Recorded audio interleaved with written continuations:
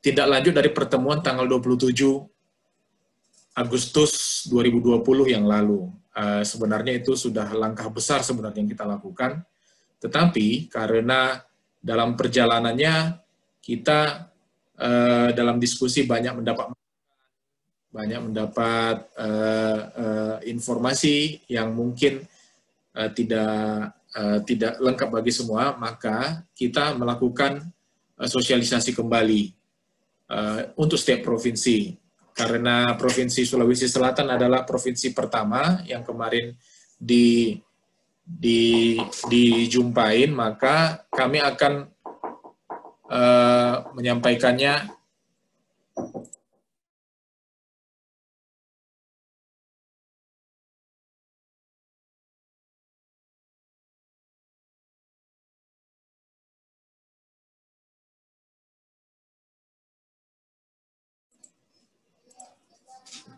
maaf Bapak Ibu, ada sedikit anak saya tadi bertanya. Saya ulang kembali, kita akan melakukan sosialisasi kembali. Agenda hari ini sesuai dengan yang terdapat di layar masing-masing. Pertama adalah progres sistem logistik peralatan nasional atau Sislok-Palnas beserta tanya jawab. Nanti ini akan dipandu oleh teman saya, Pak Iksan. Kemudian agenda kedua adalah reaktivasi tim perumus dan kelompok kerja logistik dan peralatan provinsi atau KKLP beserta diskusi. Nanti akan dipandu oleh teman saya, Ibu Laura. Kemudian saya sendiri akan menyajikan pengkajian kapasitas logistik Provinsi Sulawesi Selatan beserta tanya jawab dan diskusi. Kemudian nanti ada rangkuman dan tindak lanjut, lalu penutupan. Untuk mempersingkat waktu, kami persilahkan Pak Iksan untuk membawakan materinya. Silakan. Baik, terima kasih Pak Ayung. Selamat pagi, Assalamualaikum warahmatullahi wabarakatuh. Salam sejahtera bagi Bapak Ibu sekalian, khususnya yang berada di Provinsi Sulawesi Selatan. Semoga kita semua senantiasa dalam keadaan sehat walafiat. Izin saya share screen.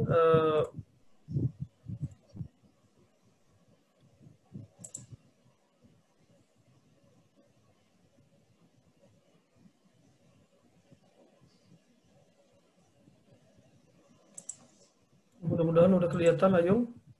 Sudah. Ya, sudah ya, full screen.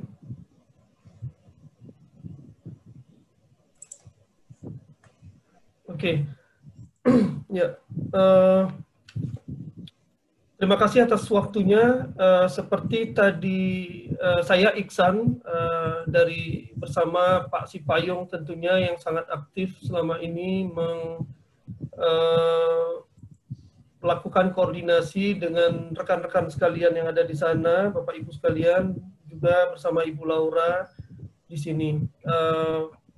Kami tim yang ditugaskan untuk melakukan pendampingan atau pendukungan teknis kepada BNPB terkait program yang disebut Sislok-Palnas atau Sistem Logistik dan Peralatan Nasional.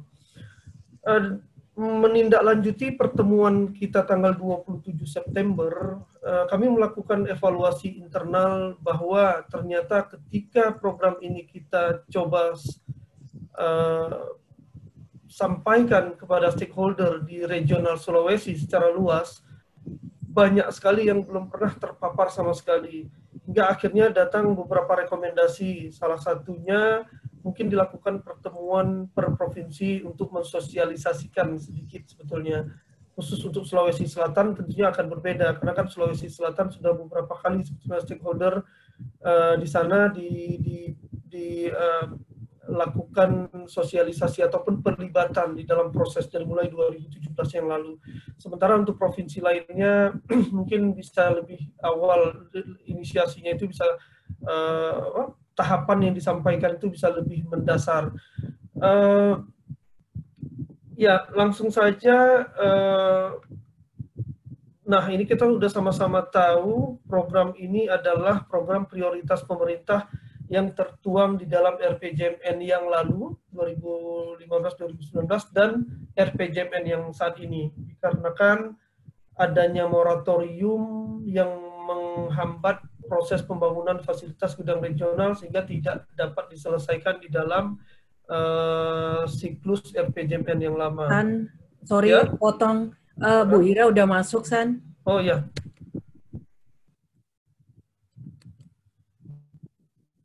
Selamat bergabung Ibu Ira.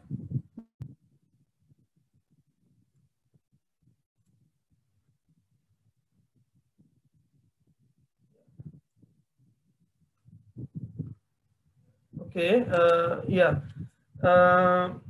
Selamat bergabung Ibu Ira, Kasubdit Penyimpanan dan Pemeliharaan BNPB.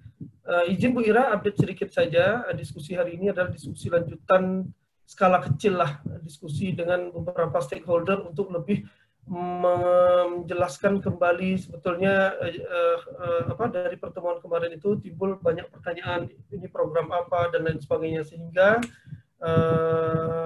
kami melakukan sosialisasi lah singkat kepada masing-masing provinsi, tidak disatukan lagi karena itu cukup ramai kemarin itu. Ini hanya beberapa orang saja, mudah-mudahan nanti bisa ini. Nah, ini kami ingin menyampaikan progres Sislokpalnas sejauh ini. Nanti mohon arahan Ibu Ira tentunya. Oke. Nah, gambaran umum Sislokpalnas di rekan-rekan di Sulsel tentunya sudah sangat memahami Sislokpalnas ini akan dibangun di lokasi-lokasi demikian. Kemudian Sulsel menjadi gudang regional utama atau hub regional utama yang ditetapkan pemerintah bersama Sumut dan Jatim. Sementara yang di Jakarta itu adalah gudang nasional namanya, yang di Bekasi. Ada 3 gudang pendukung, Kalsel, Maluku, dan Papua. Manakala terjadi bencana skala besar, mudah-mudahan tidak sampai kejadian di wilayah Indonesia Timur, misalnya, maka gudang Sulsel akan menjadi penopang utama untuk Indonesia Timur.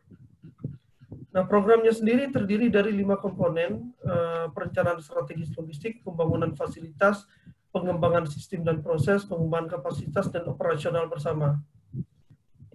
Untuk perencanaan strategis logistik, nah ini yang mungkin menarik, saya coba runutkan. Kajian awal lokasi, sebetulnya sudah ada kajian yang lebih awal daripada ini, itu di tahun 2015-16 oleh National University of Singapore. Bekerjasama dengan BNPB, WP melakukan kajian melihat di Indonesia ini dengan 30 parameter kurang lebih di mana sih provinsi yang terbaik. Akhirnya muncullah usulan lokasi di 6 lokasi tersebut. Lalu kajian secara mendalam dilakukan di tahun 2017 dengan BNPB, tim konsultan, dan beberapa provinsi. Waktu itu fokusnya di 4 provinsi utama, Sumut, Jatim, Kalsel, dan Sulsel. Sementara Papua dan Ambon baru dilakukan di tahun 2018. Nah, di tahun 2018 dilakukan satu inisiasi kepada stakeholder yang ada di seluruh Indonesia, termasuk di Sulsel, tentunya menyampaikan mengapa Sislokpalnas ini menjadi penting, mengapa BNPB itu, mengapa pembangunan hub regional ini menjadi sangat penting hingga masuk di dalam RPJMN beberapa kali. Nah, ini lebih kepada proses inisiasi, lalu ada pembentukan Pokja logistik di sini, atau kita sebut kelompok kerja atau klaster atau apapun namanya, itu tidak lain tidak bukan dikarenakan semua upaya yang akan dilakukan di dalam Sislokpalnas tidak akan mungkin dilakukan secara instansi BNPB, BPBD saja, tentunya melibatkan seluruh sektor di dalamnya. Kemudian di tahun 2019 sudah pernah dilakukan satu kunjungan ke sana bersama BNPB, bertemu dengan rekan-rekan di Sulsel, yaitu menyusun satu senario. Ini gudang regional ini kalau dia berdiri sehingga terjadi satu kejadian bencana yang cukup besar, maka bagaimana dia menghadapinya? Sehingga perlu satu rencon supaya kita punya basis dasar perhitungan berapa banyak sih barang mau disimpan, bagaimana modus atau pola operasinya nanti ketika, nah ditetapkanlah satu skenario, yaitu banjir di daerah perbatasan Sulsel dan Sulawesi Barat. Waktu itu kita sepakati. Tapi tidak cukup di situ, karena kita perlu menentukan satu skenario yang lebih besar daripada itu, yang bencana sudden onset atau bencana yang terjadi seketika, bisa erupsi, bisa gempa tsunami. Lalu kami melakukan serangkaian konsultasi dengan Direktorat Kesiapsiagaan BNPB dan BMKG untuk melihat apa sih yang paling cocok. Kan tidak mungkin kita angkat lagi Palu. Muncullah beberapa opsi gempa tsunami di daerah Gorontalo berdampak 2 provinsi, ada juga di daerah Sulawesi Selatan yang berhadapan langsung dengan ibu kota baru, muncul beberapa. Seiring proses konsultasi itu, tiba-tiba muncul COVID. Nah, tiba-tiba muncul COVID di tahun 2020, COVID sangat merebak sampai menjadi perhatian semua orang. Secara realistis kita tidak mungkin menjalankan satu program pada saat ini yang tidak punya keterkaitan dengan COVID. Rasa-rasanya tidak akan ada orang yang mau melihat, karena semua orang akan memberikan atensi, perhatian yang cukup besar untuk COVID. Nah, maka kita ubah senarionya menjadi penanganan COVID. Seperti Pak Rusdian bilang, bukan antisipasi lagi, udah penanganan sekarang. Nah, dari situ langsung kita bergerak, karena sudah tidak pembatasan sosial PSBB dan WFH ini, membuat pergerakan kami ini tentunya sangat terbatas, sehingga kegiatan pemetaan kapasitas dan seterusnya sampai saat ini itu dilakukan secara online. Itu nanti Pak Ayung pada sesi nanti yang bagian sesi yang terakhir, beliau akan menyampaikan juga sekilas sebetulnya di Sulsel itu apa sih yang sudah kita lihat-lihat, kapasitasnya bagaimana, itu kan perlu konfirmasi, betul nggak sih gudang ini bisa dipakai atau tidak, jalan ini bisa diakses. Nah, nanti beliau akan menyampaikan itu.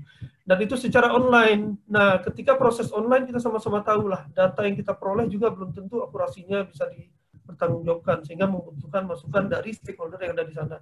Kemudian yang selanjutnya sudah dilakukan juga yang minggu lalu itu salah satu yaitu penyusunan konsep operasi itu melihat bagaimana respon terhadap COVID ini dari perspektif hub regional ini dapat dilakukan. Nah, ini juga masih berlangsung proses ini, karena ini terkait sekali ini poin pemetaan, penyusunan konsep operasi, dan penyusunan rencana operasi ataupun kita nyebut rencana tanggap darurat logistik. Ini satu hal yang tidak terpisahkan yang akan diselesaikan dalam tahun ini. Jadi pada akhir tahun ini kita sudah punya satu kesepakatan bagaimana respon itu dilakukan. Tinggal bagaimana menyelaraskan dengan respon yang dilakukan oleh gugus tugas di masing-masing provinsi. Lalu disusunlah satu SOP dan dilakukan simulasi bersama. Modalitas respon dan jenis persediaan sudah pernah dilakukan oleh konsultan ahli pada bulan April yang lalu, baru mulai COVID, tapi generik sekali. Artinya pada saat itu idenya sebetulnya setelah gudang ini disusun semua satu strategi begini dari sisi perencanaan strategis, lalu dilihat ini kira-kira untuk wilayah Sulawesi yang paling cocok responsnya itu jenis barang bantuan apa? Apakah perlu langsung bantuan non tunai di beberapa hari setelah kejadian bencana sih perlu diubah, atau tetap perlu sebetulnya bantuan fisik di sana. Nah, ini hal-hal semacam ini, yang generiknya, yang umum sudah dilakukan oleh beliau. Ini pola seperti ini sudah dilakukan oleh, ini adalah best practice, artinya contoh praktik terbaik yang sudah dilakukan lembaga-lembaga PBB yang ternaung di dalam Interagency Standing Committee di banyak negara. Misalnya di Pasifik, negara-negara Pasifik melakukan pola seperti ini persis, termasuk dengan pendirian hub tingkat regional. Contoh yang sangat nyata di mana ketika disusun satu strategi seperti ini, orang bilang kalau kita susun itu kejadian bencana nggak jadi kan, syukur-syukur. Tapi di Nepal pada saat kami menyusun ini dengan otoritas di sana, BNPB-nya di sana, sampai pada gudangnya itu sudah berdiri, fasilitasnya, itu kejadian gempa besar di sana yang menelan korban puluhan ribu jiwa. Nah, walhasil semua sistem ini udah terbentuk. Ini kan membangun sistem sebetulnya. Nah, ini udah terbangun, koordinasi sudah ada semua. Nah, itu ternyata sangat menghemat waktu, biaya, dan lain sebagainya. Oke. Komponen selanjutnya tidak akan sepanjang yang tadi. Komponen 2 itu, ini desainnya ya. Dari sisi desain, yaitu membangun pusat logistik di sana, atau hub regional terpadu, yang seperti saya sebutkan ada 2 tipe. Yang tipe besar. Tipe besar itu kalau ada dibaca, di situ ada tulisan entry point dan staging area.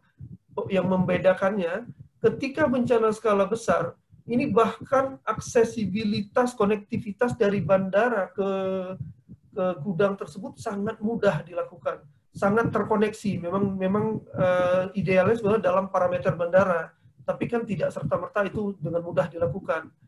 Nah, sehingga gudang ini harus betul-betul secara prinsip menyelamatkan nyawa. Kemudian gudang regional pendukung. Nah, ini poin ini pada desain awal BNPB mempertimbangkan memanfaatkan fasilitas pihak ketiga. Pada tahap awal ini tidak ada, tapi karena ada moratorium seperti saya sebutkan di awal, akhirnya opsi ini menjadi alternatif sebagai temporari sampai ketika moratorium telah dicabut dan penganggaran sudah dilakukan. Yang mana Pak Rusdian kan ada bilang kalau nggak salah 2021 apa nanti mudah-mudahan katanya. Jadi temporari ini semua bisa dilakukan karena di 2021 pun ada proses perencanaan lagi nanti tentunya yang membuat proses pembangunannya pun tidak serta-merta bisa dengan cepat. Sehingga ini menjadi sangat penting disegerakan. Komponen 3 membangun seperangkat sistem dan SOP yang mengkoneksikan pencatatan pergerakan barang yang terpusat semuanya dari Jakarta. Bagaimana pergerakan barang di Kalimantan, kemudian sistem pengisiannya bagaimana, bisa saja hub regional di Sulsel yang akan mengisi yang ada di Kalimantan atau Ambon dan Papua misalnya. Nah, ini membangun sistem pencatatan, bagaimana melacak pergerakan barang dari satu titik ke titik lainnya, sudah sampai mana, transit di mana, lain sebagainya. Nah, jadi semua terrekord dari bukan hanya barang BNPB dan BPBD, tapi termasuk barang-barang dari anggota klaster atau KKL Pokja tadi. Pengembangan kapasitas ada 2 organisasi dan individu melalui serangkaian pelatihan. Ada pelatihan berjenjang. Sudah pernah ada kurikulum yang kami susun bareng-bareng Pusdiklat BNPB untuk pengembangan kapasitas tingkat beberapa jenjang. Nah, ini nanti juga sudah telah didesain, tapi ini belum dilakukan. Nah, ini baru training needs assessment-nya yang akan dilakukan dalam tahun ini, yaitu melihat di Sulawesi ini kebutuhan pelatihannya sebenarnya sejenis apa sih, pelatihan tingkatan apa sih yang paling dibutuhkan, dengan target selain ini peserta ini levelingnya ya, tapi yang sangat jelas ada 2. Yang pertama, orang-orang yang akan mengoperasikan hub regional. Satu lagi, orang-orang pelaku tanggap darurat yang akan dikerahkan dalam kasus bencana skala besar. Nah, bisa saja orang Pokja atau klaster yang ada di sana. Yang terakhir, pengoperasian. Pengoperasian ini tentunya diupayakan sangat bergantung kepada kapan barang bantuan itu akan dipraposisi, akan dipindahkan oleh BNPB ke Sulsel misalnya. Itu sangat tergantung.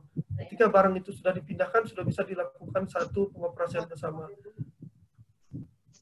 Nah, ini sedikit rencana kerja di Sulawesi Selatan. Tadi saya sudah menyebutkan banyak tentang komponen 1. Kalau kita lihat komponen 2, ini ada cukup banyak PR masih. Ini MOU, kami masih mencari waktu yang terbaik untuk menyelesaikan segera MOU, karena MOU tidak ada. Bagaimana kita mau mendesain lain-lainnya sampai pada mobilisasi barang bantuan, ini banyak sekali. Targetnya selambat-lambatnya di awal tahun depan sudah harus beres, tapi kalau memang bisa dikejar semaksimal mungkin tahun ini, karena tahun ini kita pun ada konsultan ahli yang memang ditugaskan untuk menyelesaikan cukup banyak PR-PR ini. Mungkin itu saja sekilas tentang Sislokpalnas dari baju kotak yang baju saya. Ibu Ira, ada yang mau ditambahkan, Ibu? Izin, Bu Ira. Biarkan aja dulu Pak Ya, diskusi. biar mengalir aja ya. Ya, baik. Mengalir aja. Ya, makasih banyak Ibu Ira sudah bergabung di pertemuan tim kecil hari ini. Terima kasih. Silakan kalau ada yang mau bertanya terkait Sislok Panas, kalau yang mampu saya jawab, saya jawab. Kalau yang saya tidak bisa jawab, saya akan minta Ibu Ira nanti untuk bantuannya untuk menjawab. Oke Pak. Ya. Ayo, silakan, mungkin ada yang mau dipandu, ada teman-teman yang mau bertanya tentang Sislok Panas.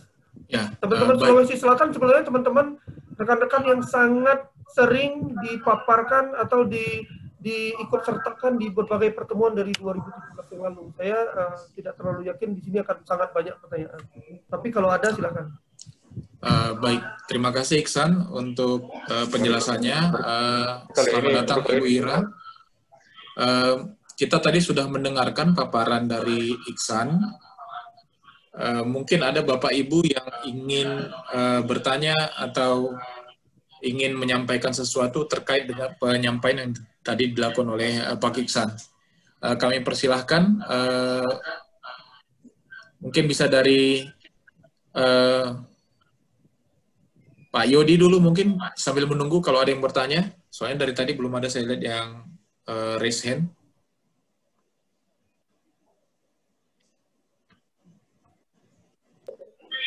Belum Pak Yung, lanjut dulu Pak Yung. Baik Pak. Oke.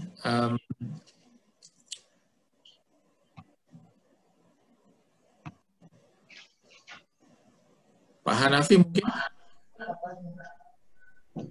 Bang Ayung, mungkin ini banyak teman-teman yang hadir sudah pernah terpapar mungkin dengan kegiatan sosialisasi yang pertama mungkin, jadi tidak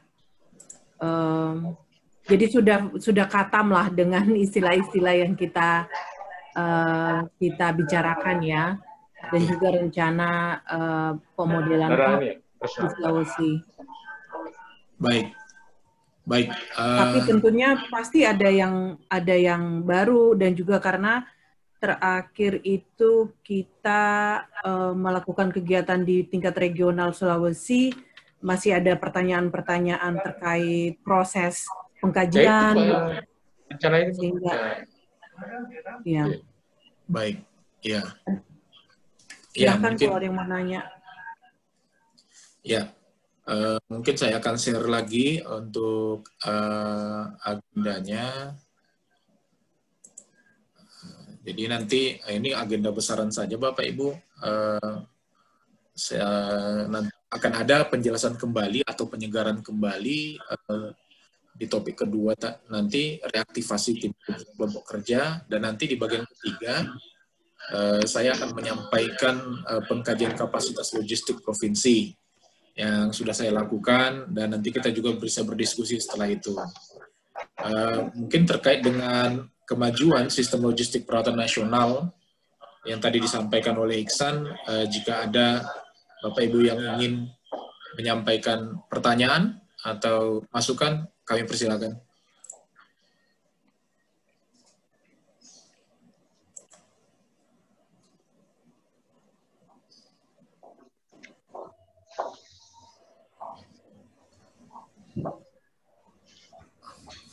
Assalamualaikum. Sulawesi Selatan. Waalaikumsalam Pak, silakan Pak. Terima kasih pimpinan, terima kasih atas terselenggaranya sosialisasi ini. Yang ingin saya dari BPBD Sulawesi Selatan. Halo. Ya Pak, silakan. Jadi yang ingin saya sampaikan bahwa kegiatan ini sudah terencana sejak 2017 seperti yang disampaikan tadi oleh Pak Iksan. Namun suaranya ya? Ya. Kalau pakai ini? Namun jelas Ayu, suara Bapak. Jelas. Pak. Ya. Namun ingin saya sampaikan bahwa untuk awal pelaksanaan sistem Sislok Panas tahun ini, mungkin kegiatan-kegiatan apa ya dan siapa kira-kira dalam rangka pelaksanaan nanti, karena kali ini di samping seperti yang disampaikan tadi bahwa adanya COVID-19 itu yang menjadi prioritas utama.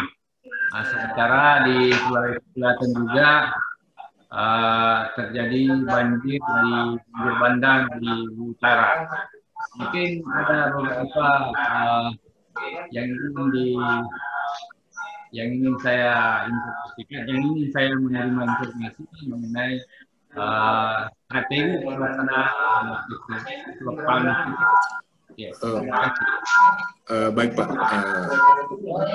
mungkin kepada Bapak Ibu ada yang handphonenya berdekatan, mungkin bisa agak dijauhkan karena feedback. Jadi ketika ada dua alat terhubung dengan acara ini, feedback. Tadi Iksan udah dengar pertanyaan nggak? Kalau tadi saya mendengarnya agak... Sebetulnya di awal-awal lumayan, akhirnya jadi mendengung juga. Tapi yang saya dapat tadi satu hal yang saya kedengaran jelas, apa yang selanjutnya mau kita lakukan di tahun 2020. Nah, 2020 ini dalam situasi COVID ini, maaf Yong, aku langsung jawab ya Yong. Ya langsung silakan, udah diserahkan tadi sana. 2020 ini dalam situasi COVID tentunya kita tidak bisa ngegas full ini, tidak bisa ngegas full seperti yang kita rencanakan sebelum-sebelumnya. Namun hal-hal yang terkait dengan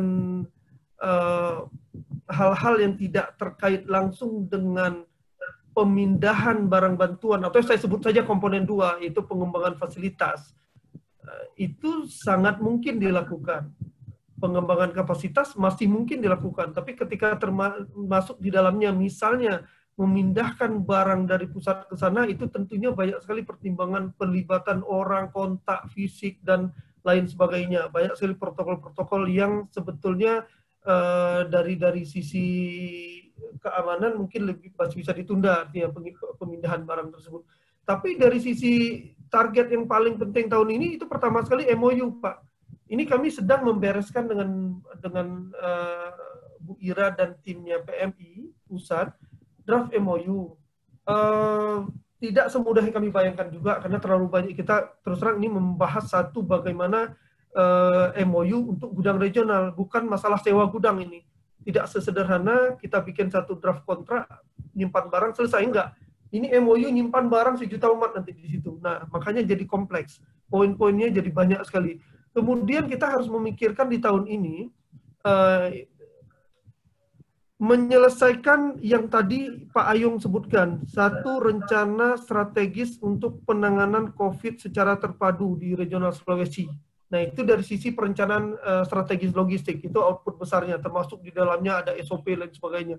Kemudian di tahun ini juga, dalam waktu dekat juga, kita harus betul-betul melihat, ini konsep gudang regional ini, ketika nanti disusun SOP, ini di komponen 3, ini bagaimana proses bisnis dan desainnya. Siapa saja sih boleh simpan barang tersebut di gudang hub regional ini? Apa iya donasi masyarakat dari Sulsel bisa masuk ke situ? Apa mau seperti itu? Kan mungkin saja tidak. Mungkin akan diarahkan ke BPBD, di sos dan sebagainya. Kemudian mekanisme orang-orang menyimpan barang, berapa lama dia harus menyimpan. Nah, ini sudah ada studi komparasi yang dilakukan ke Kuala Lumpur pada akhir tahun yang lalu. Nah, ini menjadi landasan di mana beberapa dari kita di sini sudah pernah ke sana. Ini menjadi landasan yang harus kita FGD-kan, kita kupas tuntas. Jangan sampai nanti misalnya sudah jadi MOU, lantas menyimpan barang gimana? Akhirnya cuma barang BNPB doang yang bisa disimpan di sana. Sementara teman-teman karena belum ada satu diskusi memformulasikan bagaimana bentuk proses bisnisnya dan lain sebagainya, sehingga itu tidak bisa kita lakukan. Nah, itu menjadi hal yang sangat penting dalam tahun ini. Kemudian dari sisi komponen pengembangan kapasitas, tentunya pelatihan berjenjang yang saya sebutkan tadi, bahkan TOT, drill simulasi, rasa-rasanya tidak mungkin diselesaikan dalam tahun ini, mengingat sisa waktu juga sangat singkat.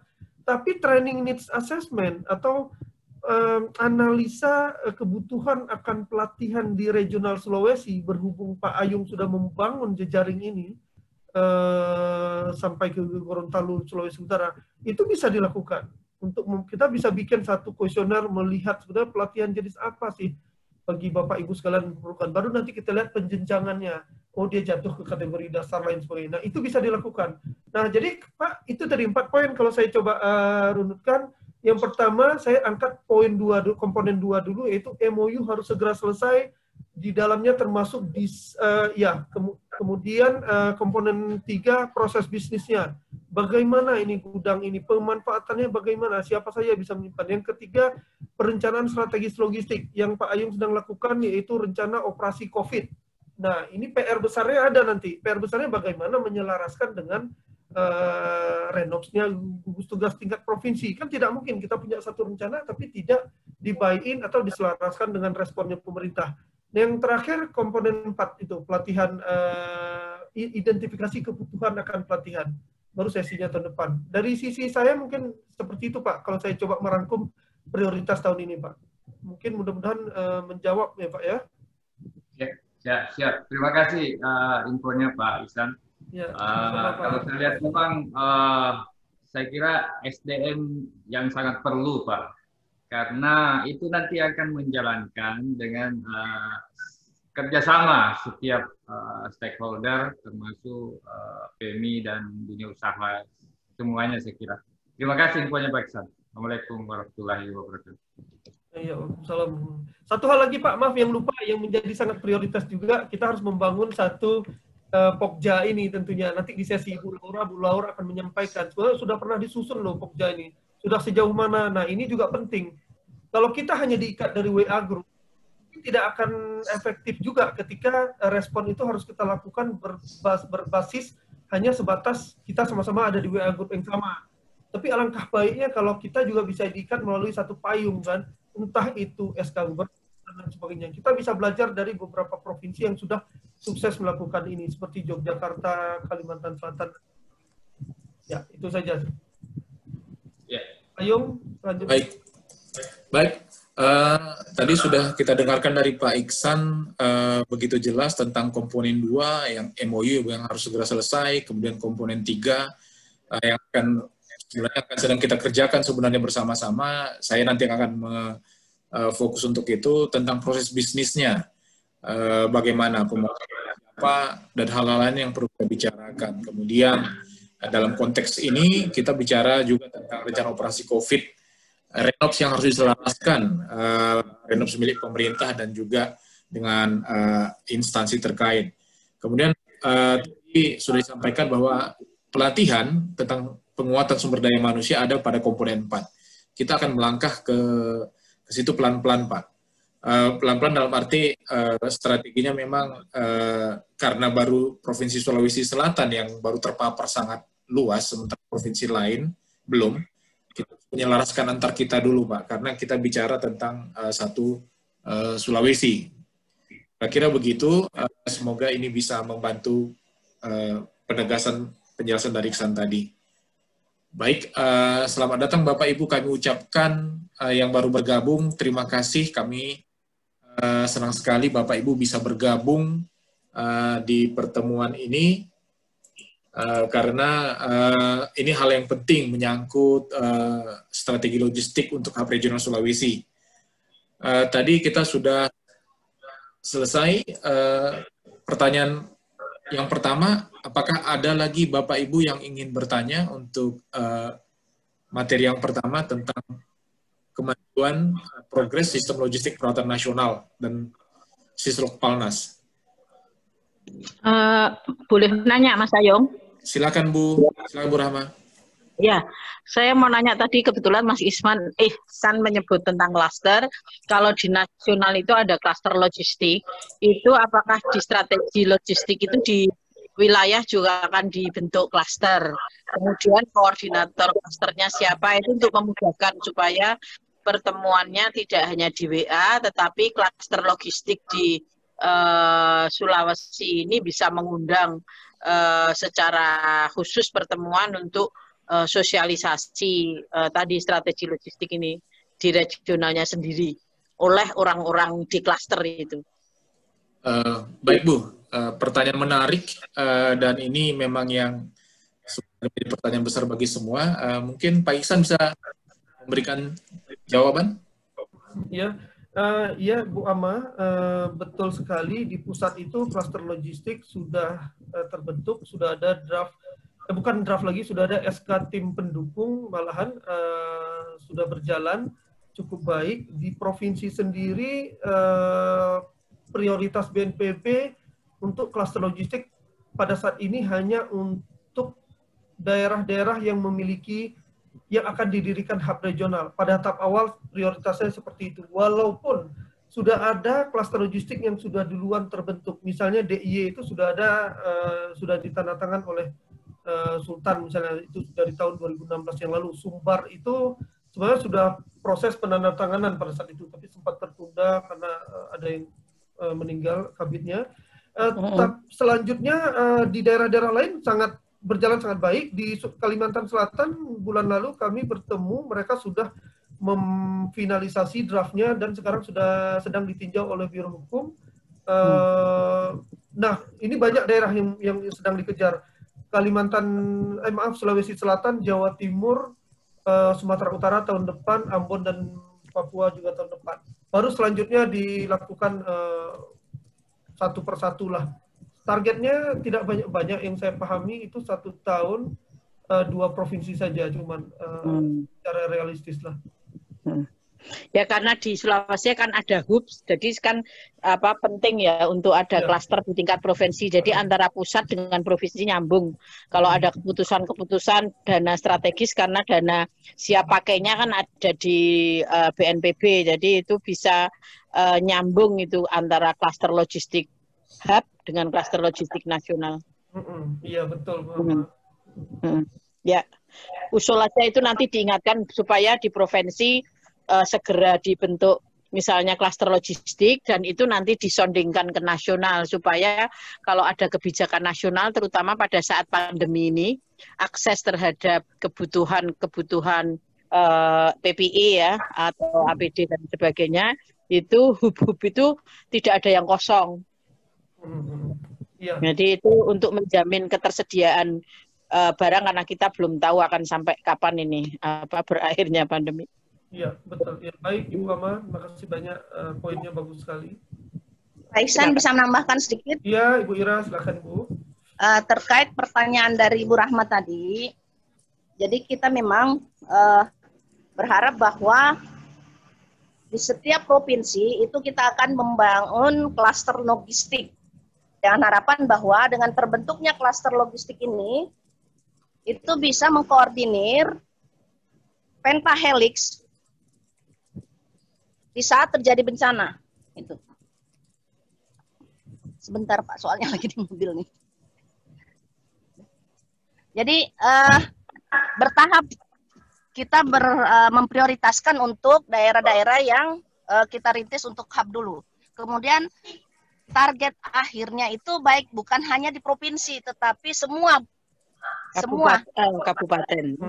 Ya, karena gini Bu, kita berharap dengan adanya klaster logistik ini, di saat terjadi bencana, sudah langsung ada inisiatif di klaster itu untuk berperan sesuai dengan tugas masing-masing yang terkait dengan logistik.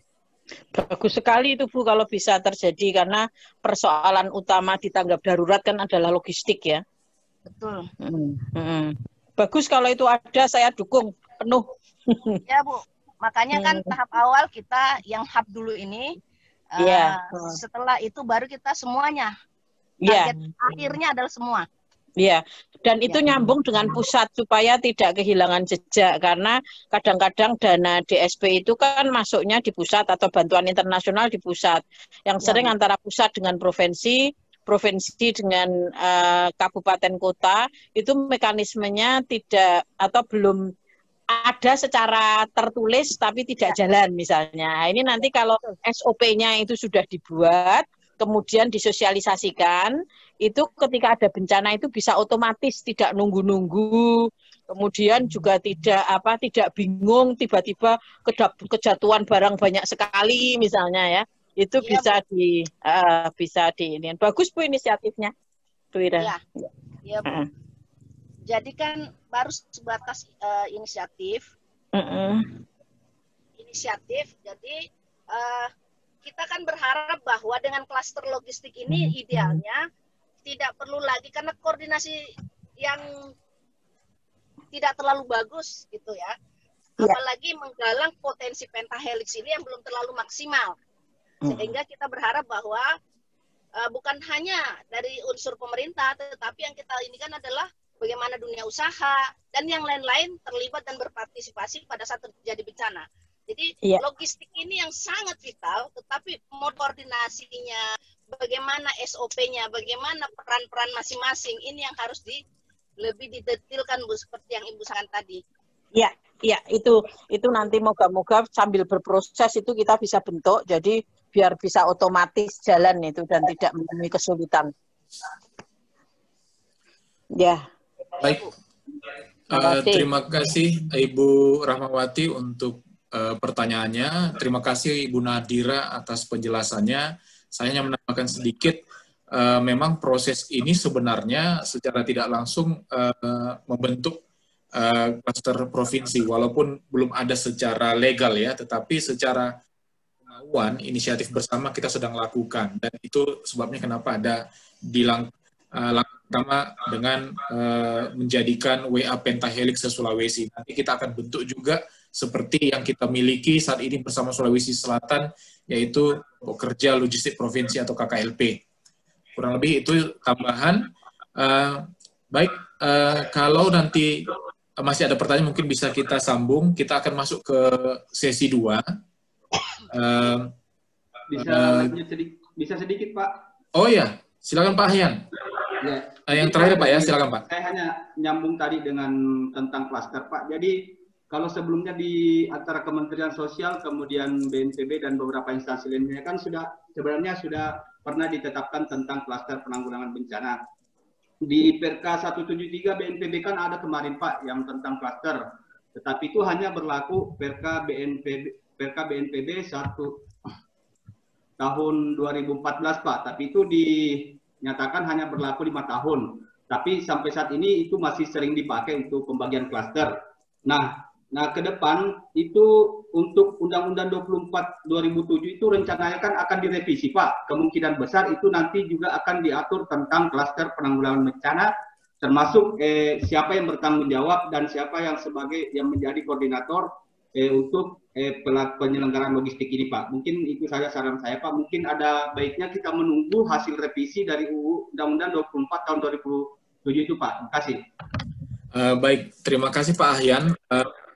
Secara legal benar masukan Bapak itu akan menjadi hal yang bagus untuk memudahkan koordinasi, karena pemerintah kan memang harus mengikuti aturan dan undang-undang yang ada.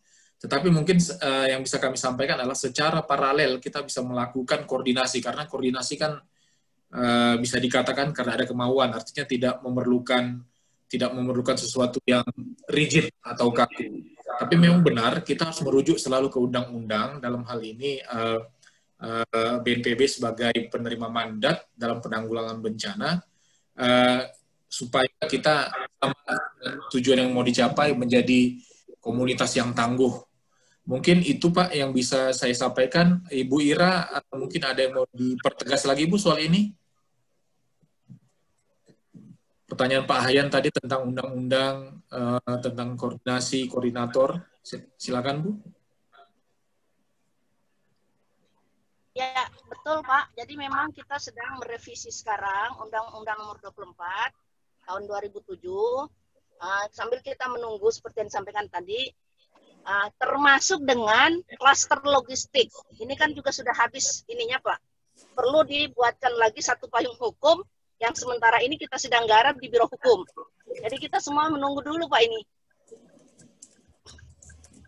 Itu Pak Payung. Baik, terima kasih Ibu Ira, sangat jelas sekali. Tetapi yang penting di sini Pak adalah semangat kita. BNPB melakukan bagiannya tentang legalitas, tapi semangat kita untuk berkoordinasi jalan terus. Nanti saya akan sampaikan itu di pengkajian kapasitas logistik provinsi. Baik Bapak Ibu, jika nanti masih ada pertanyaan mungkin bisa kita bawa ke bagian akhir.